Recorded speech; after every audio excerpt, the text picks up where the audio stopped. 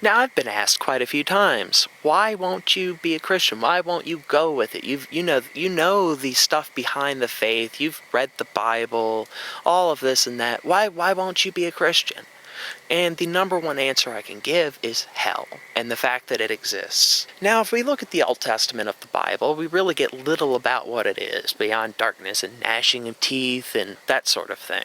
Hell as it is now, and as it is taught, is a flaming pit of torture for eternity where demons throw pitchforks made of fire into your head repeatedly or some such nonsense. And it turns into an entire picture of this carnival of terror for eternity. And this is where you go if you don't believe, and if you're a bad person. And mostly the thing that bothers me is that it's about faith. You must have faith in God or you go to hell. That's the number one thing, isn't it? Only through me shall you reach the Father, said Jesus. He is the path, and if you do not have faith in him, you go to hell. And therein is why I cannot be specifically a Christian. Because your faith is stipulated on soul extortion. It'd be a terrible shame if something happened to your soul. You'd better believe in me, or accidents could happen. I mean, it's almost mafioso in its extent, where you have to pay your protection prayers, or God's going to make the worst bad thing ever happen to you.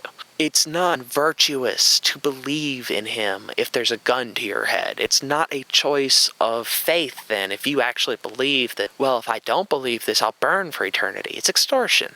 It's a threat. It's what the mafia does. It's what a child throwing a tantrum does. Give me this or I'll continue to scream. When you have the ultimatum of worship me or burn in hell, it turns worshiping him from a virtuous choice into something you do out of fear. And anyone who tells me to do something out of ultimate fear, and it's not something that isn't hurting someone else, like if someone tells me don't murder somebody or the state will get you, well, that's a reasonable thing, you know? Murdering people directly hurts others. No one has yet made a case to me how not believing in God has hurt anyone. Yet, the ultimate of punishments, greater than any other that could possibly be inflicted, the eternity of soul torture, waits on that insignificant crime. And yeah, it is insignificant, because out of all the horrifyingly bad things I could do, not believing in God is not going to kill anyone. Killing people will kill people. That's bad. Not believing in God, no one's hurt by that. Yet, that is the ultimate punishment reserved for. That is the crime in which the greatest of tortures will be inflicted. No, I can't buy it. Right there, I can't buy it.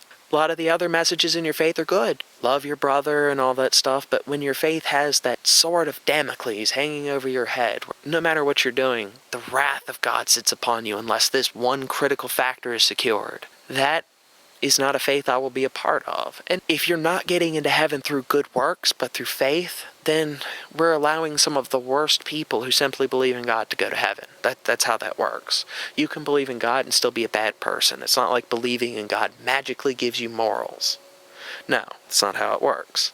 If the only condition for getting into the pleasure palace is being virtuous, well then people are probably going to try to be virtuous. But if the only condition is believing in something, well then people are going to try to believe in that, and everything else is as they will come. If you wish your faith to be an example of virtuousness and honesty, goodness, charity, and the great virtues that make good people, then you cannot have a gun to your head saying do them or else. You must choose to do them of your own free will for them to be truly virtuous. And that is the problem I have with your faith. It is not encouraging good acts for the betterment of yourself, but it is encouraging good acts to avoid damnation. You know, all of this, take it and throw it aside, because hell is one of the most, if not the most unjust idea for a punishment system that's come about. No matter the crime committed for someone being in there, is because it is an eternity of torture. It is literally, according to the Bible, forever. I don't know if I can conceive of a crime that is actually worthy of not until, because there is no end.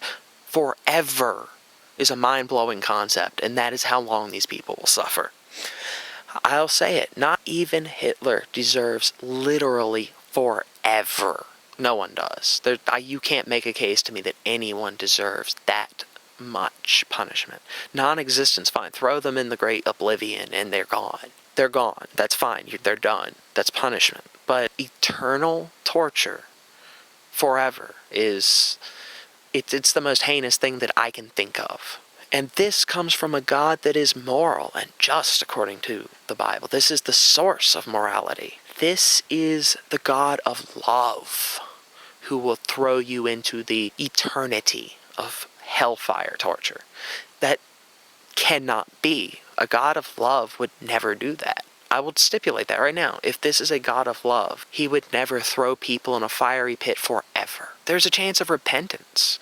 What if someone in hell truly repents after millennia of torture or whatever, and they see truly why they are wrong and what they did was terrible, and they understand the virtues of life finally? Well, too bad. They're just gonna burn some more. Yeah, add some hellfire to that revelation. Feels good. There are those people who do believe that hell is not a literal fiery brimstone torture pit, but an absence of God and everything about him. And in a way, that's not as bad in a degree, but at the same time, this is still an eternity. This is still forever separated from what they claim to be everything that is good, just, right, and worthwhile in the universe after death.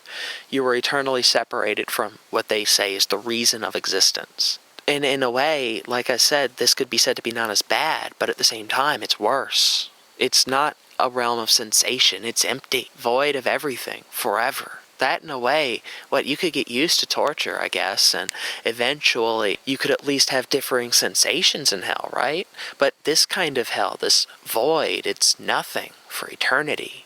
Nothing. And I could almost say that's worse. I think there's at least enough reason to question the virtue of a system that causes eternal pain or absence of pleasure. Just something to think about.